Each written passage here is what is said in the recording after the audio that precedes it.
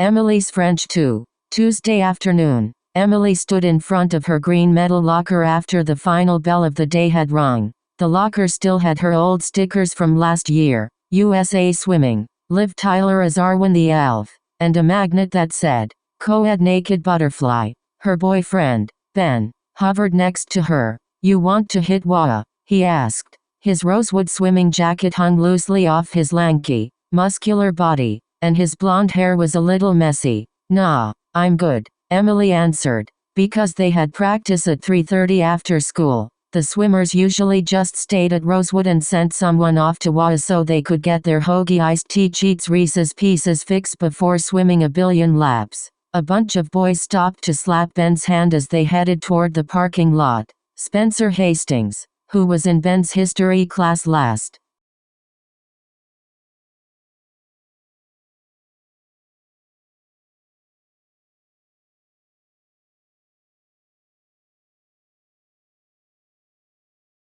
year, waved. Emily waved back before realizing Spencer was looking at Ben, not her. It was hard to believe that after everything they'd been through together and all the secrets they shared, they now acted like strangers. After everyone passed, Ben turned back to her and frowned. You've got your jacket on. You're not practicing.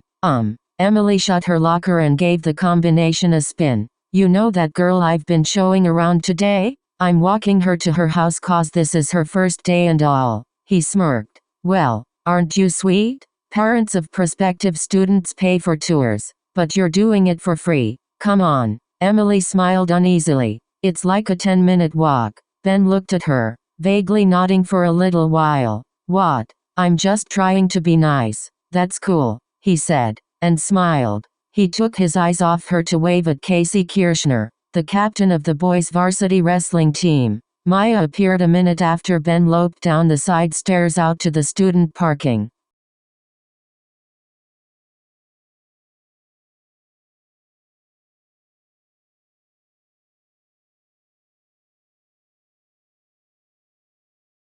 lot. She wore a white denim jacket over her rosewood Oxford shirt and Oakley flip-flops on her feet. Her toenails weren't painted. Hey, she said. Hey. Emily tried to sound bright, but she felt uneasy. Maybe she should have just gone to practice with Ben. Was it weird to walk Maya home and walk right back? Ready? Maya asked. The girls walked through campus, which was basically a bunch of very old brick buildings off a twisty back road in Rosewood. There was even a Gothic clock tower that chimed out the hours. Earlier, Emily had shown Maya all the standard stuff that every private school has. She'd also shown her the cool things about Rosewood Day that you usually had to discover on your own, like the dangerous toilet in the girls' first-floor bathroom that sometimes spewed up geyser style, the secret spot on the hill kids went when they cut gym class, not that Emily ever would, and the school's only vending machine that sold vanilla Coke, her favorite. They'd even developed an inside joke about the prim,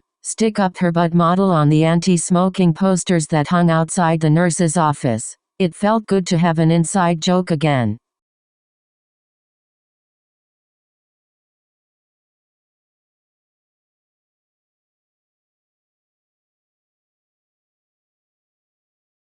Now, as they cut through an unused cornfield to Maya's neighborhood, Emily took in every detail of her face, from her turned-up nose to her coffee-colored skin to the way her collar couldn't settle right around her neck. Their hands kept bumping against each other when they swung their arms. It's so different here, Maya said, sniffing the air. It smells like pine sol. She took off her denim jacket and rolled up the sleeves of her button-down. Emily pulled at her hair, wishing it was dark and wavy, like Maya's, instead of chlorine-damaged and a slightly greenish shade of reddish blonde. Emily also felt a little self-conscious about her body, which was strong, muscular, and not as slender as it used to be. She didn't usually feel so aware of herself, even when she was in her swimsuit, which was practically naked. Everyone has stuff they're really into, Maya continued. Like this girl Sarah in my physics class. She's trying to form a band, and she asked me to be in it. Really? What do you play? Guitar, Maya said. My dad taught me. My brother's actually a lot better, but whatever. Wow, Emily said. That's cool.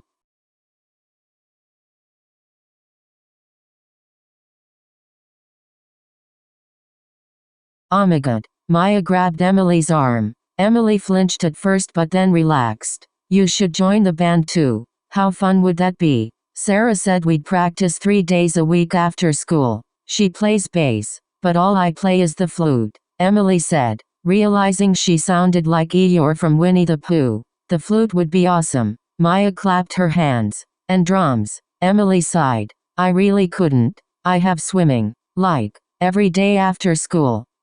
Maya said. Can't you skip a day? I bet you'd be so good at the drums. My parents would murder me. Emily tilted her head and stared at the old iron railroad bridge above them. Trains didn't use the bridge anymore, so now it was mostly a place for kids to go and get drunk without their parents knowing. Why? Maya asked. What's the big deal? Emily paused. What was she supposed to say? That her parents expected her to keep swimming because scouts from Stanford were already watching Carolyn's progress? That her older brother, Jake, and oldest sister, Beth,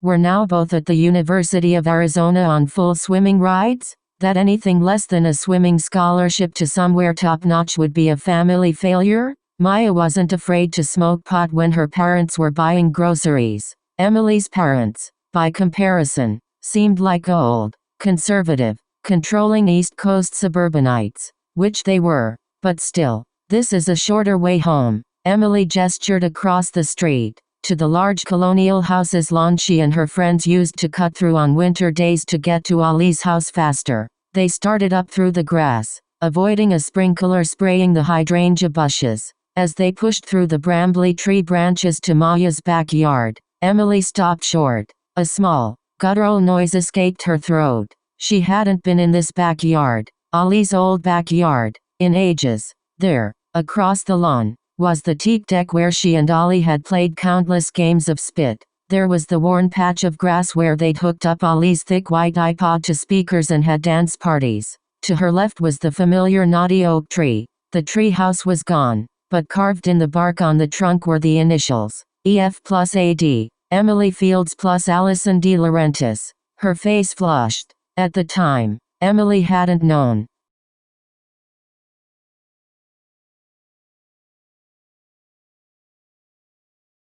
why she carved their names into the bark. She'd just wanted to show Ollie how happy she was that they were friends. Maya, who had walked on ahead of her, looked over her shoulder. You okay? Emily shoved her hands into her jacket pockets. For a second, she considered telling Maya about Ollie, but a hummingbird swept past her and she lost her nerve. I'm fine, she said. Do you wanna come in? Maya asked. No, I have to go back to school, Emily answered. Swimming. Oh, Maya crinkled up her eyes. You didn't have to walk me home, silly. Yeah, but I didn't want you to get lost. You're so cute. Maya looped her hands behind her back and swung her hips back and forth. Emily wondered what she meant by cute. Was that a California thing? So, well, have fun at swimming, Maya said. And thanks for showing me around today. Sure. Emily stepped forward, and their bodies smushed together in a hug.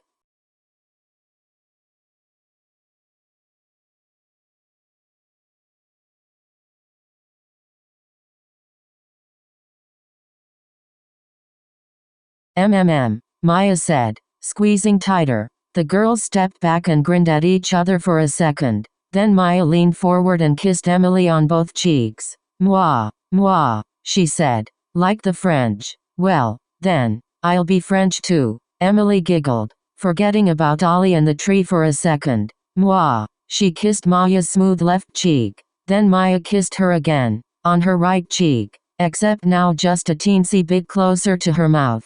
There was no moi this time. Maya's mouth smelled like banana bubble gum. Emily jerked back and caught her swimming bag before it slid off her shoulder. When she looked up, Maya was grinning. I'll see ya, Maya said. Be good. Emily folded her towel into her swim bag after practice. The whole afternoon had been a blur. After Maya skipped into her house, Emily jogged back to school. as if running would untangle the jumble of feelings inside her. As she slipped into the water and swam lap after lap, she saw those haunting initials on the tree. When Coach blew her whistle and they practiced starts and turns, she smelled Maya's banana gum and heard her fun, easy laugh.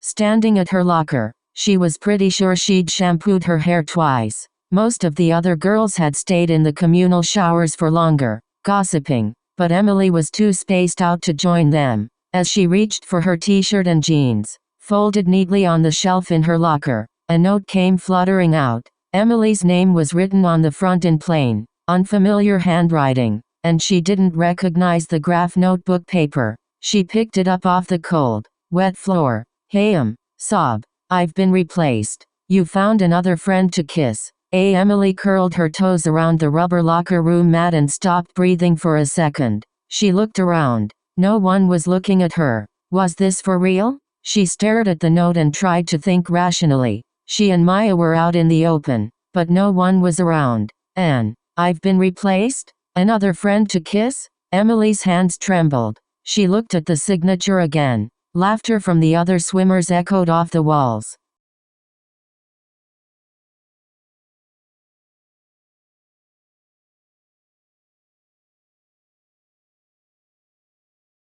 Emily had kissed just one other friend. It was 2 days after she carved their initials into that oak tree and just a week and a half before the end of 7th grade. Allison.